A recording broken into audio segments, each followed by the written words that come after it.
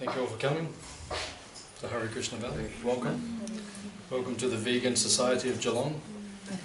Yay! Welcome to the Woofers. Welcome to everybody. Thank you all for coming. So, this is the Hare Krishna movement. If you haven't gathered that thus far, we're the Hare Krishna people. And this is our farm called Hare Krishna Valley. We've had this farm for since 1987. How long is that? 28 years. 30 years? 28. 28 years, okay, 28 years. So we've had this farm for 28 years. It's Arjuna will have to, someone will have to take. Session will take care of Arjuna. We've got a kids' room over the back as well, and you can hear the lecture from the kids' room as well. So if any of the kids are restless, if they want to play, they can play over there and they can still listen also. So that's over. So we've had the farm here for about 28 years in order to teach an example of simple living or natural living and higher thinking. That's the motto. If you saw on our board as you came in, our motto is natural living, to live naturally in harmony with the earth, and high thinking, which means to think about things which are beyond the day-to-day things that people usually speak about or think about. So that's one of the mottos of the Hare Krishna movement: simple living and higher thinking. Simplify your life materially and think of higher things. The motto of modern-day society is the opposite: simple thinking and higher living. And we can see society is not happy as a whole. We can see it's going on a destructive course. So we're here to set an example of the opposite thing. That's the purpose of our farm community. We're trying to do that. Originally, when we had our farm here, we had around 30 people living here originally when we set this up. Where we are now was a school. This was actually the classrooms for the school for the children. And this ran for about 7 years. And then the government withdrew the funding because they were trying to merge small schools in country Victoria in the 90s. So we lost our funding. Everyone went to our other farm, which is up in Murwillumbah, near Byron Bay. And we've still got a successful school running up there. We've got about 30, 40 kids in the school. It's been running for about 30 years or so. So there wasn't much happening here. So then they sent a few of us down here about, say, 7, 8 years ago to get the place happening again. So this is what we're doing. We're trying to get it happening. Does it feel like it's happening? Not too bad. Yeah. That was our meditation session just before. Yeah, we're quite lively. So we run retreats here, we do biodynamic farming, we're going to start an ahimsa dairy. So we've got different projects we're working on. We just need more manpower. If anyone would like to stay here and live with us, see me after the talk. There's plenty to do here. So I'll just ask for any questions. Does anyone have any questions they'd like to ask, they've always wanted to ask? I can see your hand. You just said ahimsa dairy, and I'm just wondering, can you elaborate on that? What is an I know what ahimsa means, and I know what dairy means, so can you tell me how it's possible? How it's possible? Yeah, it's possible. We're running an ahimsa. I just got back yesterday actually from Murwillumbah, which is our sister farm up at Byron Bay. We have 800 acres there on the side of Mount Morning. We're running that farm for 30 plus years. And it's the only ahimsa dairy I know of in Australia. But we don't kill our animals, that's how it's ahimsa. How does that work? I mean, how do you not kill your animals? So how do you not have an excess? Then you breed slowly. Breed slowly. What Yeah. would it be in order to have milk? You have to have the cow. Yeah. So what happens with the male cows? At this point, when I moved here about 7, 8 years ago, we had 40 animals here living on the property. They've all died off and there's only one left. We don't kill our animals. So that's how you do it. That's how you live ahimsa. You don't kill them.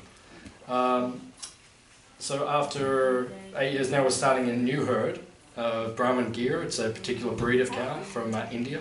That's a traditional cow. So we're starting a new herd of them. We've got 7 of them at the moment. 2 of them are pregnant. So our rate to reproduce is around about 2 to 3 a year. If you do that systematically over a 40-year period, the herd will just systematically stay around 40 to 70 animals, and then that's sustainable. We have 200 acres here, so you can do it. And the actual methodology of using the bull calves is to work them. That's what they're meant for. They're meant to plough. They're happy when they're working, right? When they're doing something. They hate sitting around. That's why they cause trouble. You see our boys out there, mate. You'll meet them after the feast. We'll take everyone down to see the cows if you want to come for a cow excursion. All our cows have names, bulls. They're part of our family because we don't kill them. They're part of our family. So you see our boys, because they're just young boys. We haven't started working them yet, but they're just very energetic. And they get very disgruntled. They're not doing something with their energy. So they like to work. And that was the system that we had for thousands of years on the earth. We would use our animals to plough the fields. Now we have tractors, right, which are just a modern invention, which is, as I was saying to someone before, when we were discussing before we all came in here, in the last 200 years since industrialization and the industrial revolution, we've managed to muck up the earth completely. And some say it's irreversible, the damage that we've done. Whereas for thousands of years, people were just working their animals sustainably in villages, and the whole world we're feeding everyone for thousands of years. So this can be done. You can run in the Ahimsa dairy. You just need to keep your land and animals within your confines. And it's basically it's artificial the way we're living at the moment. Everyone living in a city, like up here we have a city called Melbourne, with what 4 million people I think now is the population, growing rapidly. And the infrastructure is not sustainable. In China, every year at this point in time, there's something like 20 million people, which is the population of Australia, moving off the land and moving into the cities. It's not sustainable. How do we do that? So if everyone just goes back to villages, which is my proposal, we all do this tomorrow, right? We just shut Melbourne down because we don't really need it. It's much nicer living out here anyway, right? Would you rather live in concrete structures, where everyone's living vertically, or would you rather just live, naturally like this, and we can all grow our food? I was saying to someone just before that America's 250 years old. 250 years ago, when America was founded, 97% of the population were farmers, growing their food, and these days less than 1% is farmers. And we have all these artificial industries, IT and all these things. Sorry if anyone works in IT, I'm not trying to offend you personally, but it's a useless industry practically. Because it doesn't sustain life. It's not necessary, that's the point. What is necessary? Right? There's 2 things we basically need every day. Okay, so 3 things. Food, shelter and water, that's basically our necessities. I was putting food and water together. That's basically all we need. So if we all live on the land, then we've got our necessities taken care of. Right? And currently we've got 7 billion people on the earth, and they're worried about overpopulation. Well, that's just a myth. We can sustain, at this point in time, we divide the earth up, the current landmass of the earth, each one of us at this point in time gets a square kilometre each. Right? So, there's enough, there's 4 square kilometres on this farm, so 4 of us could live here and we could all have that much land to work and to sustain. So we could have 6 times more people on the planet at this point in time and live. These figures are proven figures. Does that answer your... Yeah. What was your question again? Something about Ahimsa dairies or like that. But yeah, it is possible. It is possible. It's funny because, well, it's not funny, but the guy next door is a beef farmer. Like right next door to us, and he had to build a new fence because all his cows were jumping over our fence, coming over the house, because they know the difference. They know. So yeah, it is possible to have it is possible. It just needs to be managed, and it needs to be. People need to live in a village-style existence. Small scale. Yeah, exactly. How do we live for thousands of years? There were villages. It takes about 40 people to be self-sustainable. About 40. That's a village, right? And then you just trade, within 100 kilometres of yourself, like that, and it's sustainable. But the way we live now is not sustainable. And it's not working, it's not going to work, it's just going to get worse and worse and worse. So. Anyone else have any questions about life, the universe, and everything? We have some answers. If you have some questions, we have some. Yeah. I read through your website and all your philosophies and your ethics and everything, which I totally agree with. Yep. Try and live that way as well. Yep. And I read that you go into the community and do vegetarian cooking classes. And I read some of the testimonials that say people walk in non-vegetarian and then walk out vegetarian. I'm just wondering how you would approach those conversations. What do you say that has the most impact, and how do you approach it? Usually we just hold a big stick. Just get a big stick and say, you want to be vegetarian or not? No, I mean, how do we approach those conversations? Just mostly I just do it with logic. Just what I've been speaking the last few minutes, just logically. It's illogical to live like that.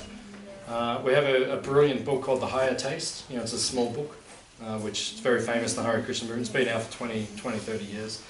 And it explains from an economic standpoint, from a health standpoint, from a ecological standpoint, an environmental standpoint, from an ethical standpoint, from a spiritual standpoint, all the reasons why we should be have a non-meat based diet. Might be a little bit distracting. Maybe we've got the games room at the back. Maybe if we take them, it might just be easier, so we don't get distracted. So basically, if you look at it from every angle of vision, it's logical to do like that. So if someone is a little intelligent and conscientious, then most people will just agree that it's worth doing. I've been vegetarian for 26 years, and I'm not lacking anything because I have my blood checked regularly. Sometimes I go down to B12, I just take supplements or stuff like that. But otherwise, I feel completely strong. I mean, we know, because you've done research, there's athletes, many professional athletes who are vegan or vegetarian. So from a health concern, there is no concern. And it will sustain the entire planet much easier. So it's not sustainable for the planet to have the meat-based diet. The main reason why we do it is the spiritual reason. That's the main reason. Because, as it says in the Bible, an eye for an eye, a tooth for a tooth. Like that. So in our language, which is Sanskrit, we call that karma. So that's the main reason why we do it, why we're vegetarian, because if you take the animal's life, you want to sit here? You want to give the class today? Thank you. That helps. This is our mascot. You want the cow? Thanks for coming. Beautiful girl. When you're older, then you can give the discourse. So, what was I just saying? If you're taking animal life. Yeah, if you're taking animal life. I was just about to make a specific point. Talk about karma. Karma, yeah. So we call it karma. Yeah. So an eye for an eye, tooth for a tooth. We call that karma in Sanskrit. So it means if you're living violently, violence will come back upon you, right? And that is why at this point in time there are. Someone told me the figure the other day, something like 14 wars going on the earth right at this point in time. If you actually count them, it's shocking. If you actually count them up, there's actually 14 full-scale conflicts around this planet at this point in time. Now, why is that taking place? Why is there violence in human society? Because we're violent upon the animals. There's 7 billion of us, and I heard the figure the other day, I think. How many animals are killed per year for the 7 billion of us? I think it's 35 billion, and that's not including aquatics, because we can't count that, right? Because it's uncountable. So how do you expect that we will live violently on the earth, which is against the laws of God, because we believe in God, we're theistic, we're Hare Krishnas, we believe in Krishna, we believe God is Krishna, that's our understanding of God. We have an evolved understanding of God. Our understanding of God, that He is a person. I think most of us here are people. Right? Is everyone here a person? Yeah, so our concept is the Supreme is a person as well. He's a little different to everyone else because he's kind of special, because he's the omnipotent creator. So he has a special job description, which makes him very... And he's, according to our understanding, he's a bluish cowherd boy. He lives in a place called Goloka. In Judaic Christian terms, we say heaven, the kingdom of God. And he's a cowherd boy, and you see in the pictures in the back. He wanders through the forest all day with cows, having picnics. That's what he does. If you ever wonder what God does, what God does, that's what he does, according to our information. He just sits next to the river, has picnics with his friends, and they tend cows, and they dance. You can see he's dancing up there on the picture on the right.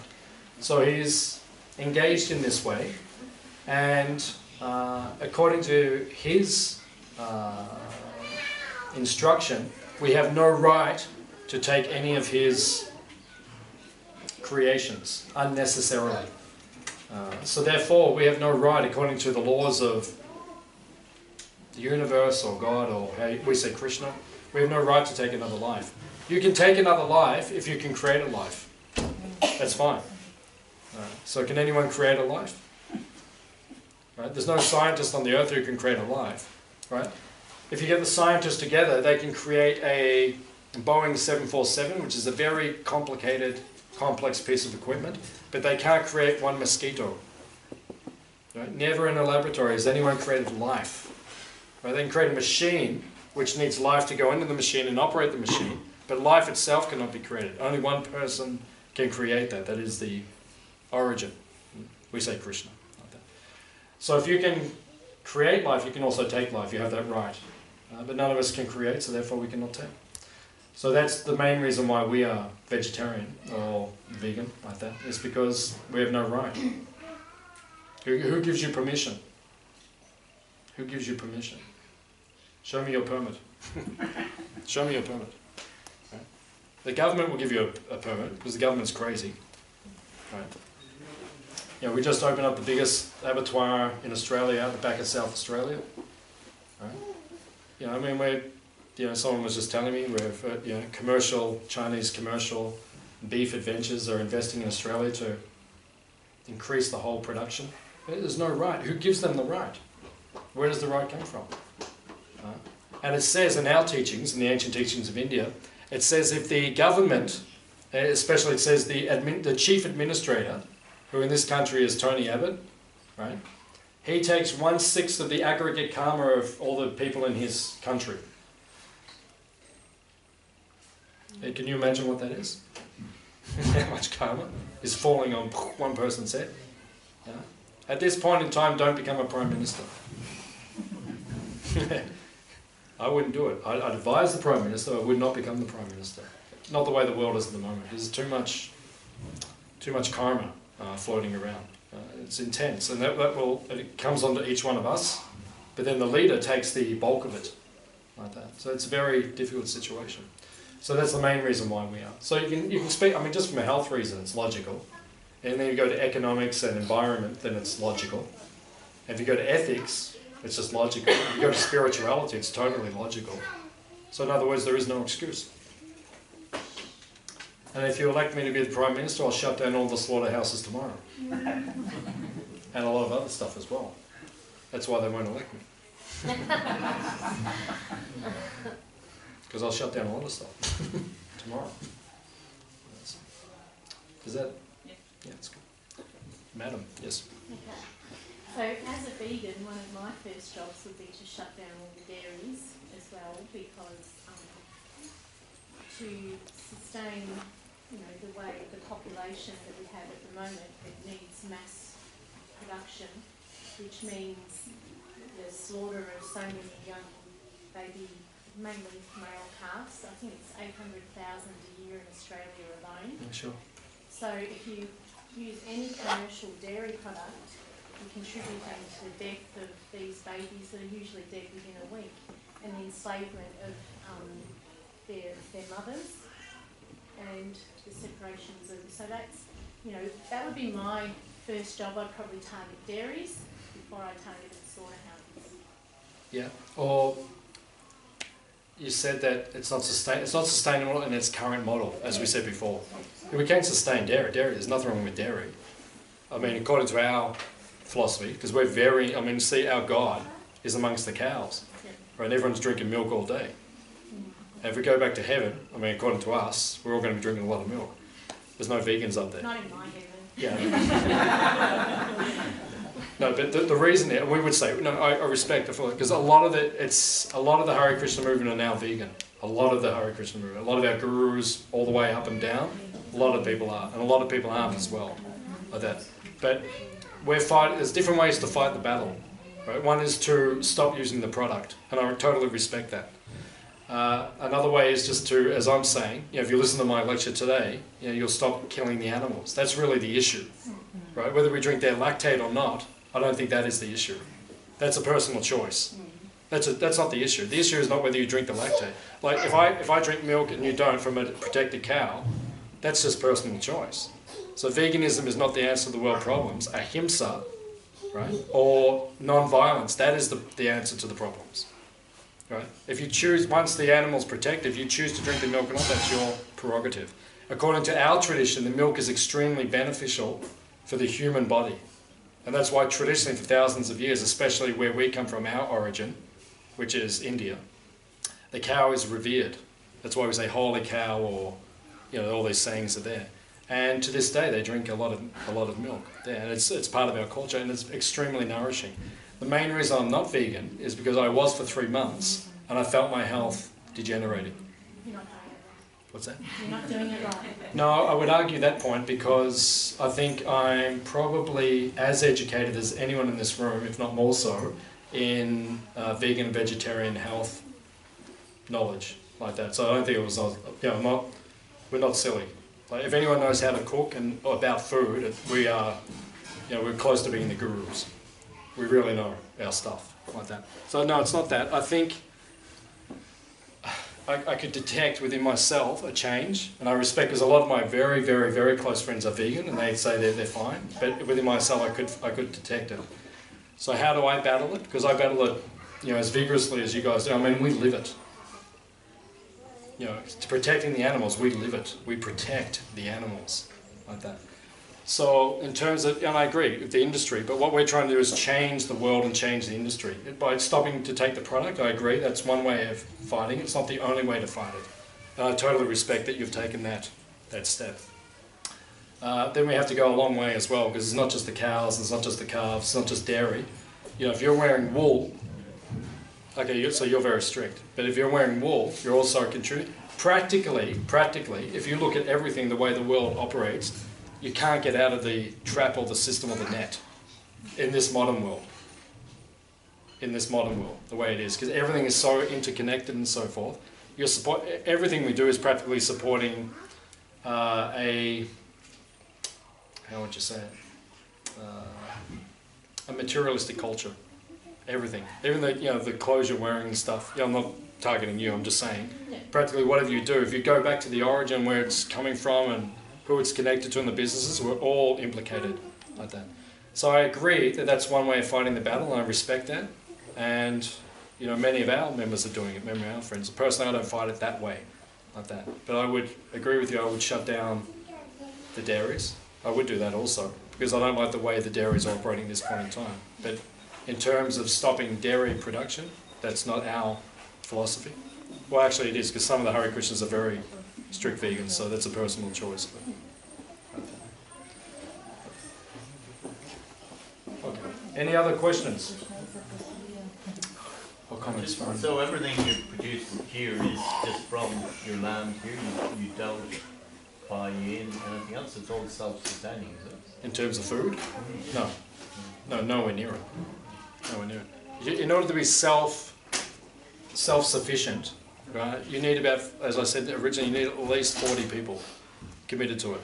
We've got about, 4, 5, 6 kind of at this point in time, so we're nowhere near it. Self-sufficient means, grinding your own oils, it means self-sufficient means you stop using electricity, right?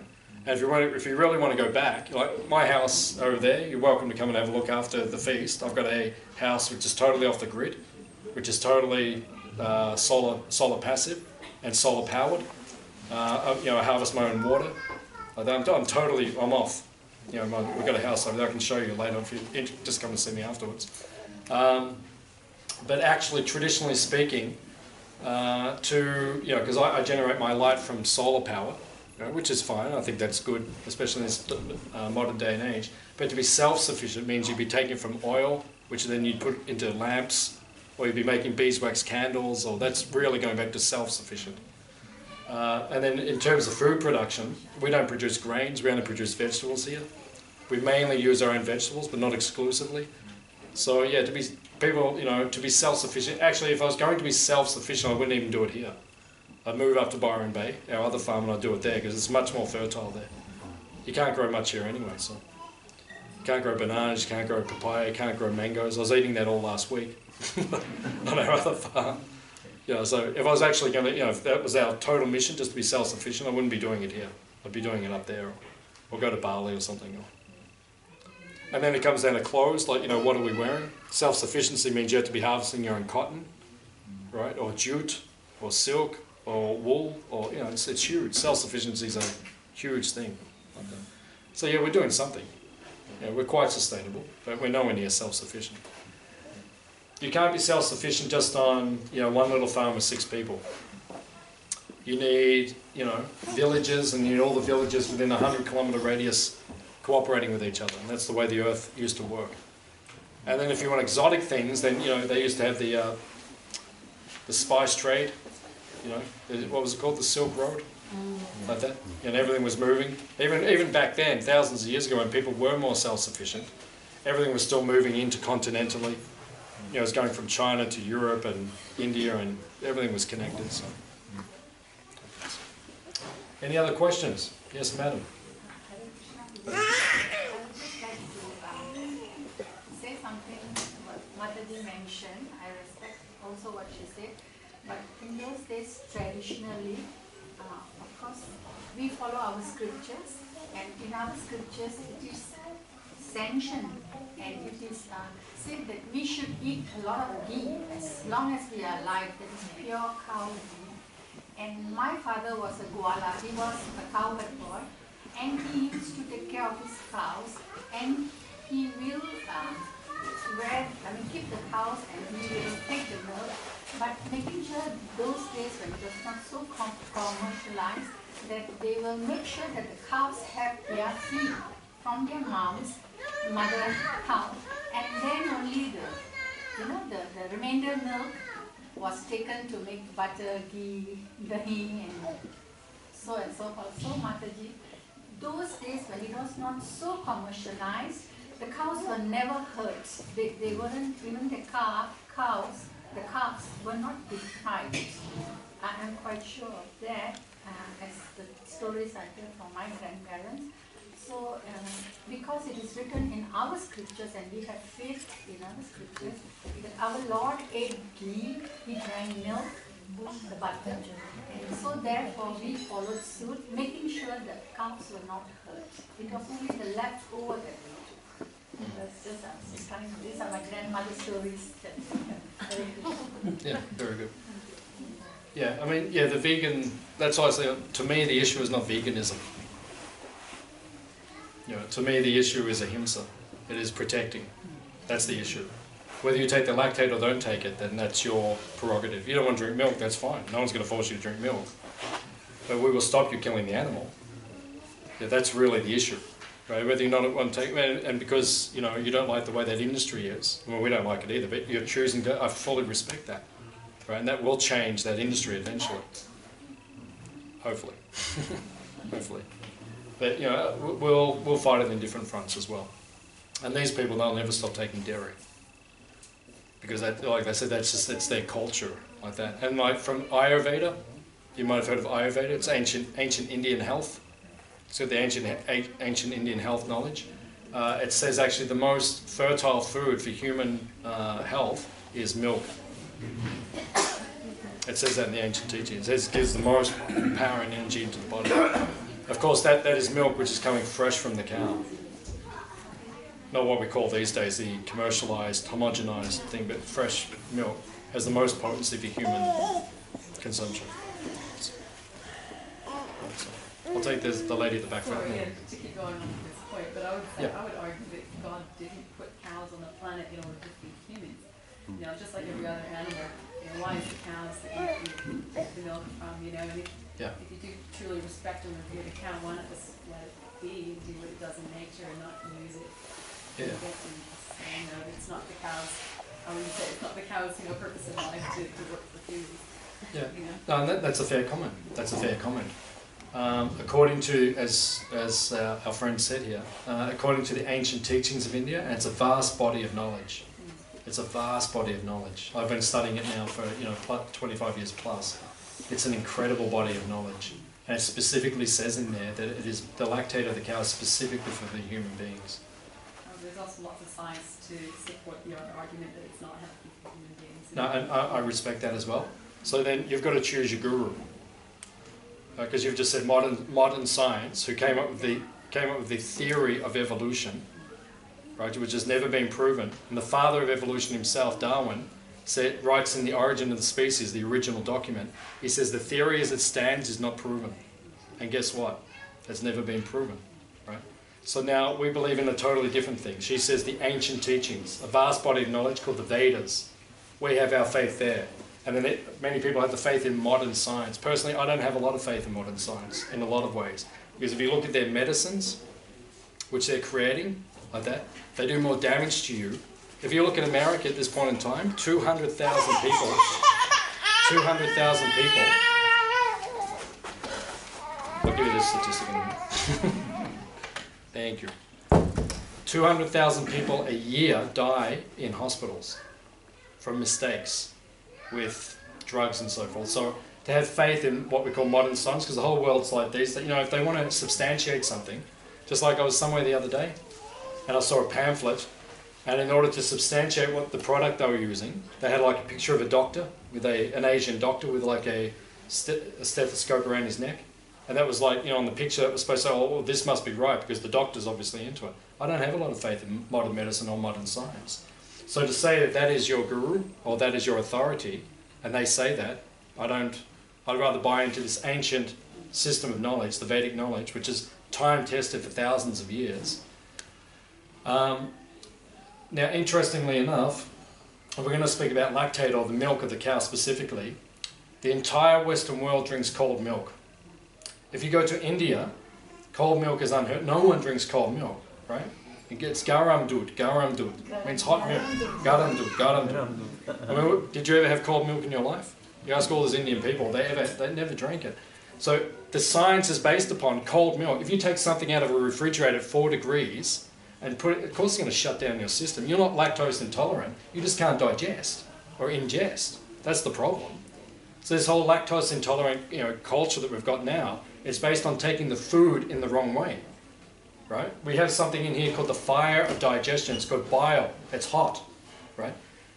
Especially as you get older, you realize that if you want to stay healthy, you've got to take warm food, cooked food, because the body, it's less energy to ingest and digest. So the milk, right, if you do the science on warm milk drinking, which is what the whole 1 billion people in India are doing, you'll find that the milk has a completely different effect on the body. It assimilates into the blood, nourishes the brain tissue, right, and it's a totally different food substance. So to say that, you know, but according to these ancient teachings, it's the most beneficial substance for man. Right? And personally, I'd rather go with that science or that knowledge than what we call the modern, because, you know, to me it's, yeah, they're modern theories and they're, I mean, you just go to the doctor. I don't go to the doctors. You know, I don't go. Only like, last time I went there was about 17 years ago. I went because I was really sick and I just needed to consult someone. But yeah, you go to the doctors, usually you just walk in there, you're there for 5 minutes, and they just, you know, almost blanketly give you antibiotics for whatever you walk in there for. And that does more damage for you than what it does to actually cure whatever you got. Yeah, I get to kill whatever you got, but it kills practically everything else in your body as well. So it's up to you who you want to, like that. But to say, you know, the modern scientists say, you know, I'd have to me that doesn't hold a lot of substance, because they're not the most intelligent group of people I've met. That's what I'm telling you. So once again, it's personal choice. But, you know, there's a culture there. Like, I've spent over 2 years of my life in India. There's a culture there. It's arguably the oldest culture on the earth. It's a vast body of knowledge called the Vedas.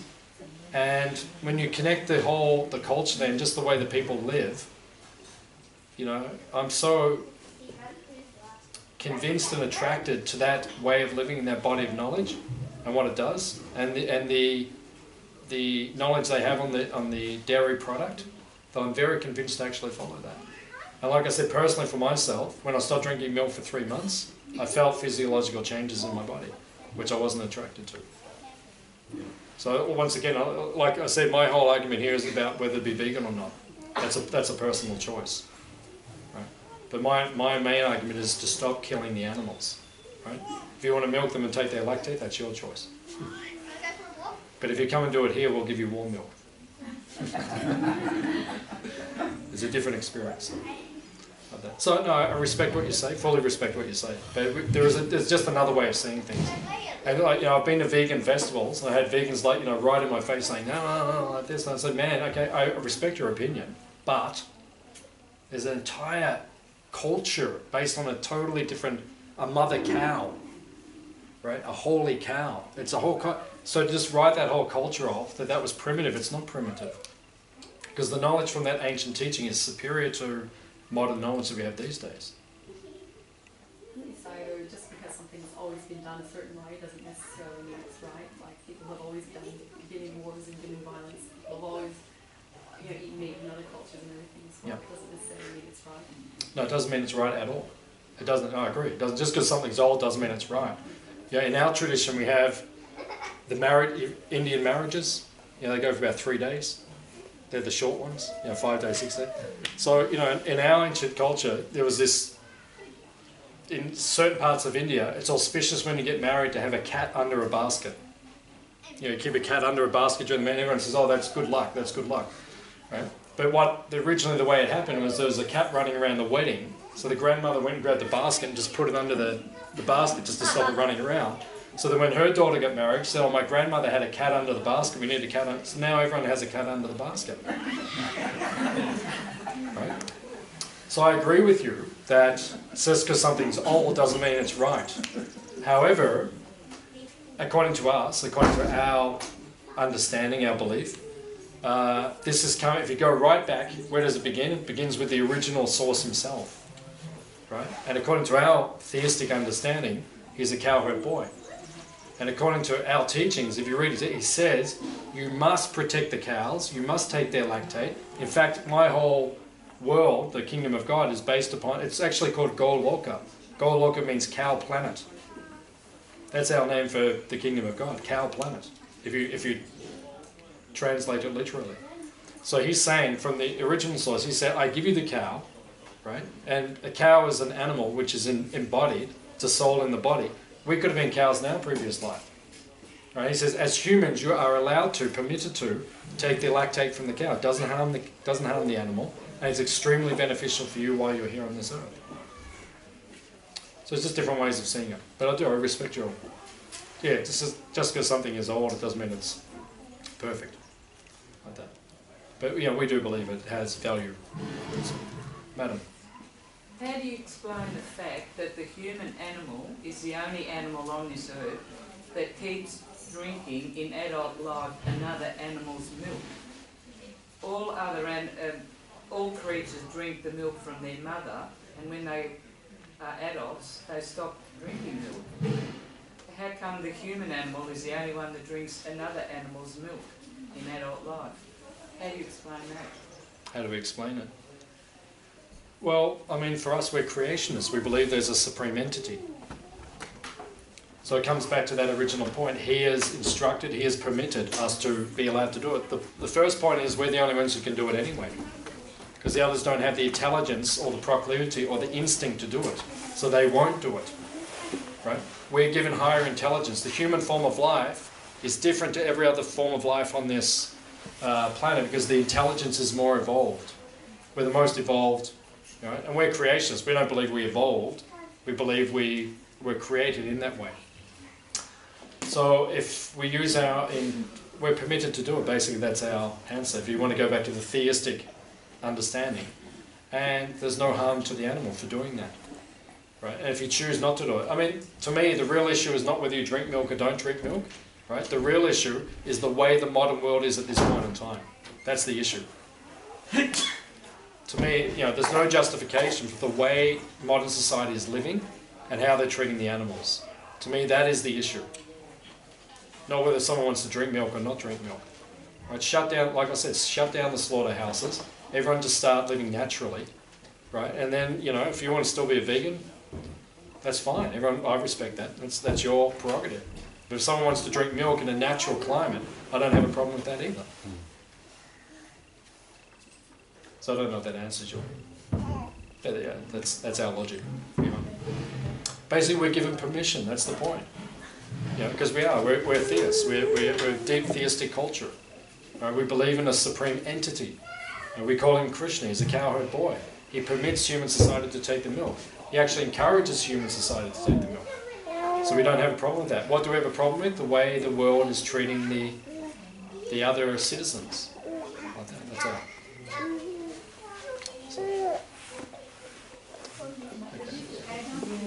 Okay. I would say that with all the milk formulas and all these things, it is said that also we drink pure cow milk, not buffalo or genetically modified milk.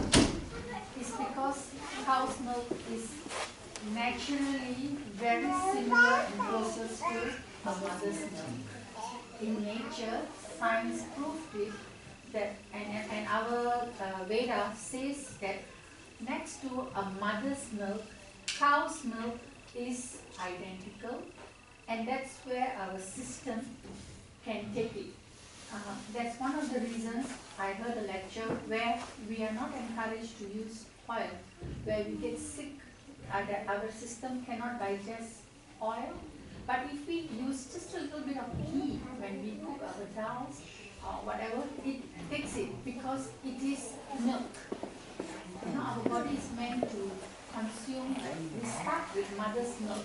That's why like formulas, baby formulas and things like that, the base is milk, cow's milk. When I say cow's milk, I mean real pure cows like what they have imported. Similarity to mother's milk process in nature. That's what I read. So, Yeah, like I said, our focus is not whether the world is drinking milk or not. I don't think that's the problem with the earth at this point in time. Yeah, the problem with the earth at this point in time is the way the human society is treating the other members of the earth. That's where my focus is. That's what the problem is. That's what I want to solve at this point in time. As opposed to who's drinking milk or not drinking milk. So, yes, sir. Yeah, so I'm reading a book right now on China studies, the biggest study ever done. The biggest China study study, ever done on nutrition. Yeah. And based from that book, it says that milk is not good for your body. Doesn't matter what you do with it. It could be hot, cold, anything. Because it's different, I don't know, chemicals in it, and it gives you all kinds of sickness. But I know that's not your viewpoint, so that's not important. But just from, if it's, I don't know, it's just proof, you know, they did different studies on different countries, like they took China and they took America and they compared, like did analyze on both countries, and they were like, these people consume too much dairy, so the diseases went up, like, I don't know, osteoporosis, that's it, this one, and then you could see that in America it was much more than in China, because there they eat more plant-based diet, which is recommended. Yeah.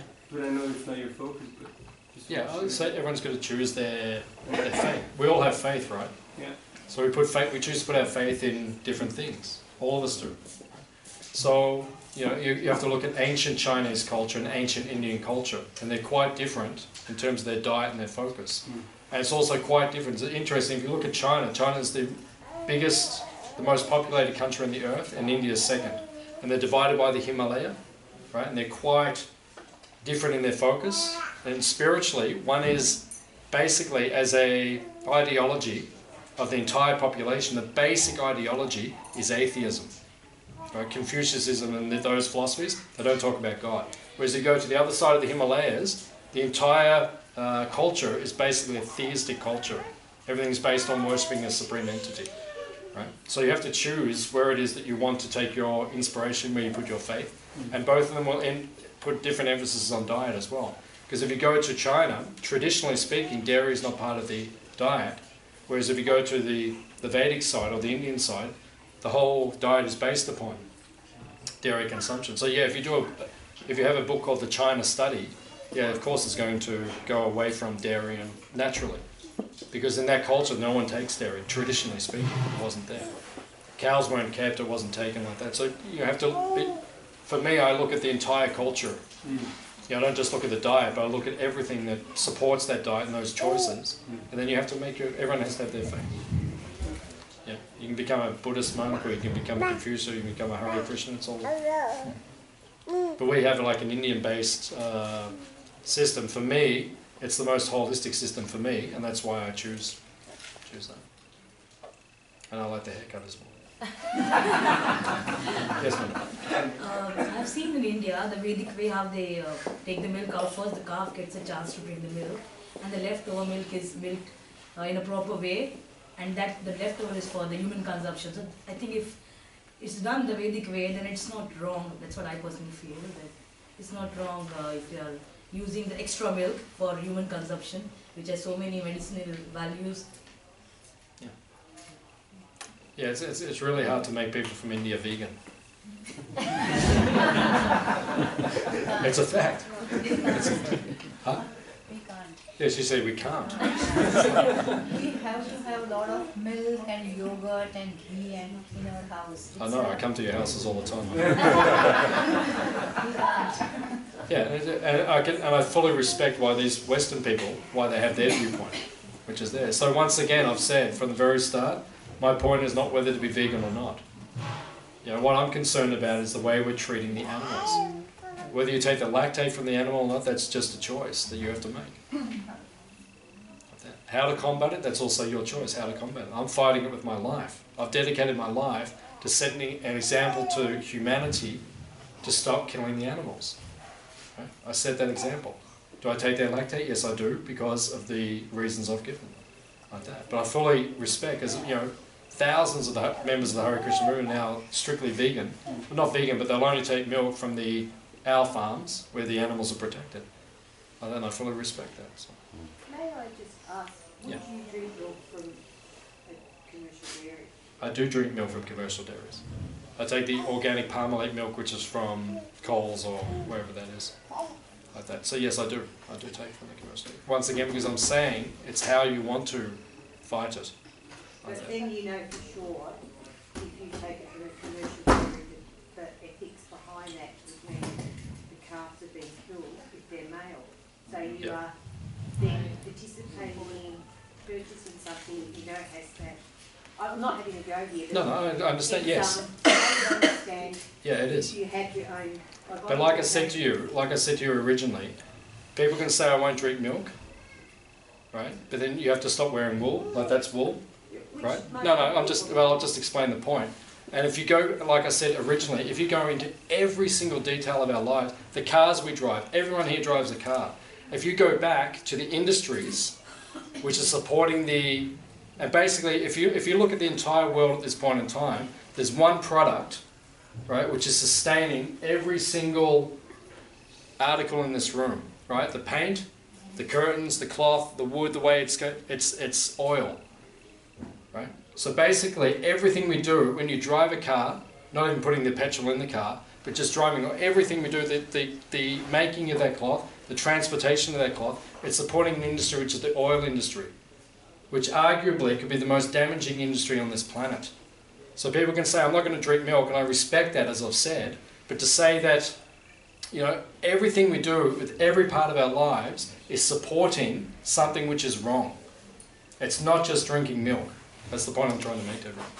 It's wearing the clothes we wear, it's doing everything we do. I think she just means because your faith is protecting cows. Yeah. Is that, it's the Yeah. direct slaughter. It's contradictory. Yeah. It is so on one level it is contradictory. On one level it is. I'm not going to defend myself. How do you personally feel about that though? Like, do you think? Like I said, I've never harmed an animal, even an insect, right? In the last 25 years, right? We live we're almost like the personifications of peace. Yeah. Right. So I'm fully aware, but like I said, I'm fighting it in a different way. Yeah, I understand that. I'm just mean it's just like an indirect like. Yeah, I know. And so I could stop drinking milk for the ethical reasons, and many of our members do because they're not comfortable with it. But that's not the only way to fight it. Right? What I'm saying now, like this knowledge I'm giving to everyone now, and the example I'm seeing the way I live, right, that is fighting it.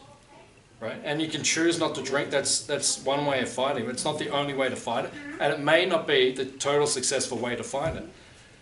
India was under British rule for hundreds of years, right? India came under British rule, right? And there's one person who's extremely famous for driving the British out of India, right? By non-violence. His name was Mahatma Gandhi, right?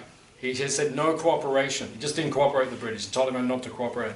And he was famous for the Non-Violence Act. But if you actually go into history, it wasn't him, right? Particularly in Bengal, where he was based. It wasn't actually Gandhi who did the most damage to the British. It was Subhash Chandra Bose, right? Who made an army and started shooting the British and scared the hell out of them so much they all went back to their country. So it was a combination of the two. Right? So you can fight it in one way, you can fight it in another way, right? But the point is, was fighting the same battle. And I fully respect, and I'm not going to sit here and defend myself because I do drink milk. No, we definitely respect that you're fighting for quality battle. Yeah, because sometimes, and I think you're a very broad-minded group, because sometimes I meet vegans and they're a little, because there's some Hare Krishnas are like that too. Some Hare Krishnas are just really fanatical, right? And I really don't appreciate them very much. You know, like, yeah, Krishna is the way, the truth, and the light. No one comes to the Father except through Krishna. You know, it's like what the hell's that? I'm not attracted to that. I'm like, you know, if you're a Hare Krishna man, you're not, you know, where I'm at, like that. And the same way, sometimes I meet vegans and they're so full on, you know, and they're just so like in your face and just driving the point. I mean, it's like you're not even here. There's other ways of seeing things, because there are other ways, as I've been explaining for the last 45 minutes or so. There's other ways. So yeah. So. How, if you do support purchasing from the dairy industry, Yeah. how are you fighting it? How am I what? How is that also fighting the industry if you're purchasing? That's not that particular. That's not fighting the industry at all. That's supporting the industry. Yeah. How can you fight and support simultaneously? Because, like I said, I can only say it so many times. You're talking about one product, right? Which you'll take every day, which is dairy. I can see your logic, I can see your argument. I'm not silly, so I can understand it. But like I said, there's far more going on in the world, and all of us are implicated. You'll see there's products in your house right now. In your house right now, not dairy, but other products in your house. I don't have television, there's a lot of things I don't have, right? Overconsumption, which may or may not be there in your own lives, right? Where you're supporting a materialistic way of culture, right, which is damaging this earth at this point in time. There's many things that you can do if you actually analyse your own life individually. Yeah, that's what I'm saying. So you're aware of that. So there's one thing that I'm doing, and I'm aware of also, but I'm fighting it in practically every other way. Okay, I think what we were confused with is we thought you were saying you're fighting the dairy industry, yet also supporting, but do you mean you're fighting other things? You're fighting a certain right? No, I'm also fighting the dairy industry because it's wrong. It's wrong the way they're doing it. I think that's the part. It just sounds quite paradoxical is what I think most people are thinking at the moment. Yeah, it's contradictory. That's why, you know, when someone rings me up and says 26 vegans coming, and I've had this same conversation many times with many vegan groups and stuff like that. Yeah, it is paradoxical. It is. Yeah, I But think how he's making a difference also is through knowledge. Like he's spreading the knowledge of not harming animals. And I heard one lecture where our spiritual master said that we have to pick our battles sometimes. So if we don't own a self-sustainable farm and we need milk to sustain our intellectual growth, we do that, we seek mercy and we apologize to the greater forces, and we take that with full awareness that it's not right, it's not been done the right way, but we take that milk so that it nourishes our mind and it helps us to study our scriptures and gain more knowledge, you know, be more aware, have a heightened level of awareness and spread that knowledge to other people to cut down that, you know, violence and harm that's being caused to other living entities. So it's picking our battles and fighting it in different ways. Because ideally we would want our own cow and feed the calf and take the extra milk to feed ourselves, but in the real world that may not be possible. So we pick up that, like we do 80-90% of the right things, and sometimes 10% or 1% we have to kind of you know, overlook that. No, actually not overlook. We have to shut one eye. But with that awareness and knowledge, we are doing it for a greater cause. Yeah. And also I think it's time, place and circumstance. Yeah, you could say like that. Yeah, time, place, circumstance. Yeah. Yeah, because, I mean, at the end of the day, if we do solve this one problem, right, and everyone on the earth becomes vegan at this point in time, that's not going to solve all the earth's problems. That's going to solve a percentage of what's going on in this planet. That's what I'm trying to express to you. It's far more implicated than that one thing. And I fully respect that thing, and I understand your viewpoint, and I totally respect all of you guys for what you're doing, totally. And I'm finding it as well in a different way. And I think the way I'm finding it is possibly more holistic and more far-reaching, because the problem goes further than just drinking milk or not drinking milk. We're talking about one product.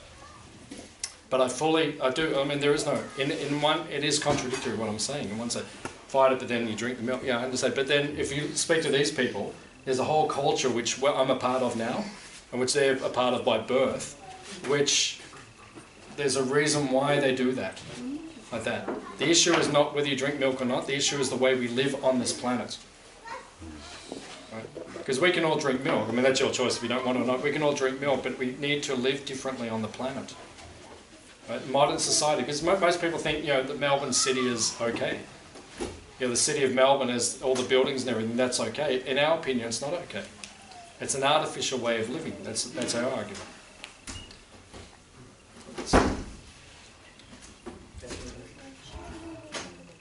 I respect all you guys say. Like I said, I've had thousands of these conversations. Some of you, and when I got the phone calls, 26 of you coming, I'm like, you know, we'll present it as openly as we can, and everyone's going to choose what they want to choose anyway. I see exactly what you're saying. I know the planet Earth has a much bigger fish to fry than the vegans at the moment, because we're looking at the destruction of our species if we don't stop the behaviours that we're exhibiting at the moment. Like, yeah, the veganism argument is fantastic, but there is such a massive thing happening at the moment that I guess supersedes the veganism issue. But it's definitely still valid, but we need to put our focus on a lot of other things. It's totally valid. It's totally valid. And like I said, I fully respect that you guys have made this commitment in your life to fight something, because by and large, most members of society are doing very little to fight the problems on the earth. Yeah, most people think that just, you know, instead of using a plastic bag, just having one of those green bags when you go to the shopping, they think that's their contribution to the planet. At this point in time, it's what most people are thinking. You know, I go to, you know, the shopping centre, I use a little green bag instead of a plastic bag. Most people don't even do that. They think, oh, you know, we're saving that. It's not doing anything for the planet whatsoever. So yeah. Just in answer to that, veganism is probably the single most important thing that you can do to help the planet. Climate change, for argument's sake, which is what most people would argue is the biggest problem presenting the planet at the moment, is actually brought about. The greatest problem for climate change is the intensity of animal agriculture. It is the single largest cause. Animal agriculture causes more greenhouse gases than heavy industry, the motor vehicle industry, oil production, any of those all combined are minuscule in comparison to the greenhouse gases created by animal agriculture. So veganism is probably the single greatest thing that any of us can do to change the situation on this planet. Because by moving to a vegan-based diet and lifestyle, because it's not just a diet, it is a lifestyle. It is an interpretation of your being. You don't exploit animals in any way, shape or form. Therefore, you don't have the byproducts of leather, tanning, all the rest of it. It is all gone. It's the single greatest thing that you can do to contribute to the planet today. I would agree with that. The only modification I would make is that I wouldn't necessarily use the word vegan. I might say lacto-vegetarian. No, I'm completely vegan. No, I'm saying you are. That's what I'm saying. No, but that's my, no lactose at all. That's what I'm saying. You don't need cow's milk to survive. You don't. There's plenty of other plant-based milks that you can use in replacement for it. No, I'm not going to argue that. I too, in a ahimsa, I agree, that is part of your being. To be an ahimsa is to make that part of your core. To choose to be non-violent towards every single species on this planet and not to exploit it in any way, shape or form. Yeah. And that's all I've got to say. Yeah, we appreciate that.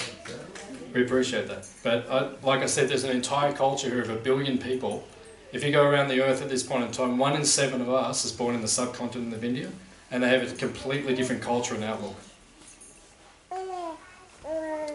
And I respect them as much as I respect you. Like that. And I've heard what you said, but I don't entirely agree with what you've said. Although I fully respect what you've said. Because like these people say they can't live without it. Right? So once again, I'd say it's the way we're living on the planet as opposed to what we're going to put in our mouths which will make the difference in terms of lactate or not. Like that. But we're obviously going to differ in opinions. So. I'll take Anita first. I just think it's a bit of a journey for everybody, and I mean I started off vegetarian and then I learnt about the dairy industry, and that was just no brainer for me. But I mean I ride horses, and I know that there are a few maybe militant vegans that sort of look down upon that. So I just think it's a journey of doing the best that you can with the information that you can at that time, and I think whatever we can do, we should do, and then just as we learn more, maybe, like you were saying last time, you go to the next level, and then you learn something else and you go to the next level. I mean, I might not ride horses in 2 years because I might look at it differently, but at this point in time, it works for me. My horses are not being harmed, and I guess that's what you're saying about the cows, that they're, the way you see it, they're not. And I get that, and I get vegan works for me, because I think that's a good start. If we're going to look at the agricultural industry worldwide, since cows and bulls were taken out of agriculture and replaced by the tractor, like that, the harm that's going towards the earth at this point in time, it's irrefutable. I mean, we've had 200,000 Indian farmers commit suicide in the last few years, right, because of the forceful, or that they're being forced to accept an industrial methodology of farming, as opposed to using the cows and the bulls, which is what they were used for, the cow dung, which is meant to fertilise the earth, the bull, which is meant to till the earth, right? There's a traditional culture where the earth would not be harmed and can be sustained. It's a sustainable way, and like I said originally, now we've gone to an industrial methodology of farming and of running the planet, which is based on oil consumption, which is not sustainable, which is completely harming the earth, right? So, I mean, to me, it's not just this one issue, it's an entire issue of the way human society is living. Everyone wants to drive cars. Hands up if you can live without a car. Right? 1, 2, 3. No, I know you don't, but no. I'll say the question again. It's not don't, it's who could. Who would make the commitment right now to stop driving a car? Right, if we made a general commitment within society to stop doing it, who would do it? What's that? I don't need a car. Okay, that's great. I'm saying I could live like that. I could live like that. And I think, if we really want to talk about changing the earth, there's a lot more going on here. But most people say, okay, I want to be vegan, but I still want my phone, and I still want my TV, and I still want this, and I still want the car, and I still, So I'm saying there's a lot more involved in this. And there's a big difference between I need and I want. That's right. And that's what I'm saying. When I'm saying to you the way I live my life, an example, because I'll show you my house, right, and I'll show you the way I live. And I've got 5 sets of this cloth, which is exactly the same, right? So if you want to see about the way we're living, right, to change this planet, there's a lot more to it. A lot more to it. That's what I'm saying. And we're fighting it on a different... I might be drinking milk, but I'll tell you I'm fighting it on a different front. And we can save a lot more... We can solve a lot more problems in the world, not just from stopping drinking milk. I'm not saying that's not a part of it, but there's far more going on in the bigger picture.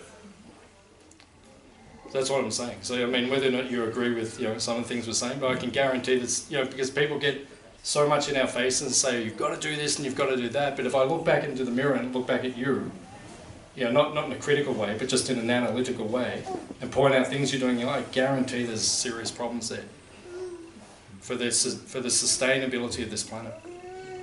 I think so. We are going to agree to differ. They've got to understand. Like, there's people here who are in. There's a culture which is different. There's a culture which is different there. At the end of the day, we've got to start living on the earth very differently. This is the actual point that I'm trying to make. Right? And how we're all going to fight it in different ways, then like that. Because people if people are just going to get too heavy on each other about one particular point, that's not going to solve all the problems anyway. If that was going to solve all the problems, I'd be doing it right now, but it's not going to solve all the problems. Paul, did you want to say something? I was just going to mention that our founder of the Hare Krishna movement actually wanted ahimsa milk, wasn't he? Yeah, of course. He was actually trying to get the ahimsa farms, or the farms to produce ahimsa milk to supply the temples with the milk for the deities. So it was actually part of the plan. Yeah. It just needs to roll out. Yeah, we were actually approached by Devondale, which is a huge dairy company in Australia, recently, because they know there's a market in the ahimsa milk at this point in time. But when we went into the boardroom and actually started to discuss with them, they haven't thought it through properly. They haven't worked out what to do with the male calves. And the amount of land they need to sustain to have their ahimsa milk is, because the point is, as we pointed out to them, you've got to give up your tractors, right? And you've got to start using the bulls for what they're meant for, right? Which is to till the earth. Then there's no problem with sustainability. But people haven't worked. They want one thing. Everyone wants ahimsa milk, but they'll keep using tractors. Right? There's far more involved. That's what I'm saying. Any other points? Yeah, I just want to say that you're awesome, man. Thanks, man. Thank you. Everyone's awesome. Everyone's, like I said, it's far more implicated than what people realise. I don't know, maybe if I realise it more than others, or I don't, I'm not sure, but there's far more to it. I've had, like I said, I've spoken to vegans for 25 years.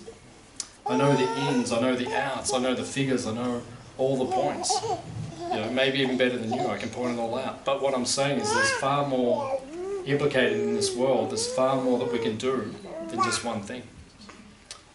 But I also say I fully respect you for the fight that you're taking, because at least you're doing something to change the planet. I fully respect that. I can see some of you are nodding in agreements and you're impressed, and others are looking down and you're not so impressed. So, I suppose it's like... and I respect all of you, because I can see, I respect the positions you're coming from. And it's about, I guess, what we're all prepared to do as our part of trying to save our species on this planet. In that, yes, I'm vegan and I believe that that's so important to me. But my friend was saying how she left her phone at home. I'm like, left your phone at home? I would be freaking out if I left my phone at home. And yet I know that the stuff that they use to make my fantastic phone, they're mined, and it's pretty horrible how they get it. Yeah. So, I'm also could be called a hypocrite for sure. That's what I'm saying. There's no one in this room is not a hypocrite. Like, understand the point. Everyone's into crystals these days, right? Crystals. I mean, not everyone. I'm sorry, okay, I'll start again. A lot of people are into crystals these days, right? So crystals. Healing crystals. Yeah, healing. Everyone's into, my crystals, my crystals. If you understand how they're mined, it's not natural at all. Right? So everyone's, I've got to have my crystal, but you're implicated in a whole industry just by having your New Age crystal, and I'm so spiritual, man. You don't understand the damage you're doing to the earth. That's what I mean. So to get on the whole thing, and like people just argue, you've got to stop drinking milk, you've got to stop drinking milk. I agree with that. I understand where you're coming from, but you've got to look at your life so much more holistically than that. Because you've got problems. I'm not picking on you, but we've all got... we've all got problems. I think if everyone does their bit and takes it one little step further, it might be recycling, or it might be solar, or just something.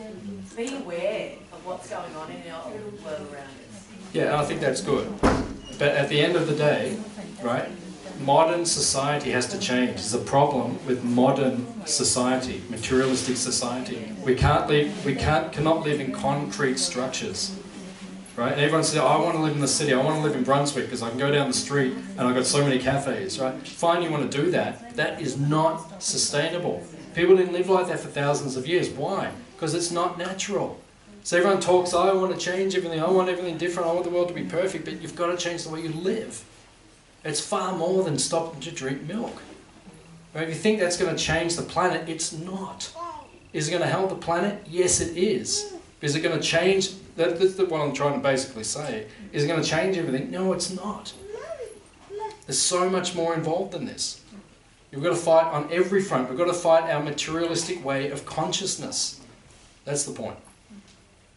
And veganism is a great way of doing it. That's why I mean, have I ever said once, I ever said anything you're doing anything wrong in the last hour? No, and I won't. Because I support you and I admire you. Yeah, at least you're doing something, and I think it's wonderful. They call Krishna's calves. Yeah, that's great. That's great. We are on the same page actually, and at so many levels. It's only that one little thing which is dairy. That's all. It's a little thing. It's also a big thing. But you know, the fact is that we are ahimsa and we are protecting the animals. You know, we've got 7 animals here who will live their entire life safely. Go anywhere else in Australia and find out anyone who's even doing that, right? The guy next door is a beef farmer, right? As I said to you, did I say in this lecture earlier that he had to build the new fence? Right? I say this nearly every lecture, right? Like before he built the new fence, his animals were jumping over to our side all the time because they know they're safe here. They just know it, right? And he would come over and he'd say, "Have you seen them?" And I said, "No, we haven't seen them." I knew where they were, but I said, "No, I haven't seen them." I said, "You go and get them. I'm not going to go and get it for you." You know? We have a friend who runs a rescue sanctuary, Freshwater Creek, and he lives next door to a sheep farmer, and there's a few sheep that have gone, I'm moving over there. They're so intelligent. Yeah, and they don't go back once they've moved into Willow White. Yeah, so we want to make the whole world like that. Yeah. We want the whole world like that. Peaceful. That's why I said, you know, ahimsa is more what I'm into. You know, I'm not a vegan, right? And I don't call myself a vegan. I think the word, you know, it's a nice philosophy. Well, I'm not into vegan philosophy. Ultimately, I'm not into vegan philosophy. Right? Ultimately, I'm into ahimsa philosophy. Protecting. Then if you want to take the lactate or not, because these guys will keep taking the lactate, what are we going to do? Tell everyone in India you can't drink milk anymore if we have an ahimsa lifestyle back on the planet. Right? Now we're protecting all the animals, but don't drink their milk. That's their choice if they want to do that. And it's not harming the animal.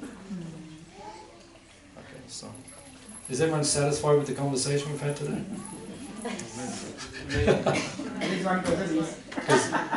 Because everyone's got a totally different opinion. Because the face is the index of the mind. I'm looking at everyone's face now, and some people are totally in agreement. Some people are, you know, 50-50, and other people are totally not into what we've talked about today. But it's everyone's choice. But the fact is, we've got to change the way we're living. That's the fact. But I thank you very much for your participation. I thank you very much for coming here and enriching us. I feel enriched by what we've discussed. I feel enriched by meeting all of you. I've got we're doing a retreat at the end of this month here. We run retreats here. It's an Ayurveda and yoga retreat. The food will be vegan. No, it will be, because we get a lot of vegans coming, so we have to make, at least it'll be 80%, but if we know there's a lot of vegans coming, it'll be all vegan. Just like today's lunch, we're not vegans ourselves. The guys who cooked are not vegans, but it's 100% vegan today because, you know, you told us you're coming, so that's no problem. So anyway, if you'd like to come to this retreat, and also I've got posters here, if you can help me by putting them up, wherever you live, and letting other people know about our retreat. The retreats are fantastic. We'll teach you about Ayurveda, which is ancient Indian health. How to live with dairy or not dairy, we can modify that, that's up to you. But how to live more healthy, and we also practice yoga. And you get to live here with us for a weekend and live our spiritual and peaceful life also. So if you'd like to, just come and get some posters, take them home with you, give them out at your local health food shop or wherever they are. I'll let people know about it like that. Is anyone hungry? Yes. So if you'd like something to eat, then I think, yeah. Some people can just go to the kitchen, just grab the pots, and we'll take them into the next room, the dining area. I think there's about 70 of us here. We've only got room for about 40 people in the dining room, so some people can sit there. Some people might, it's not so cold now, you can just sit outside the benches. So thank you very much.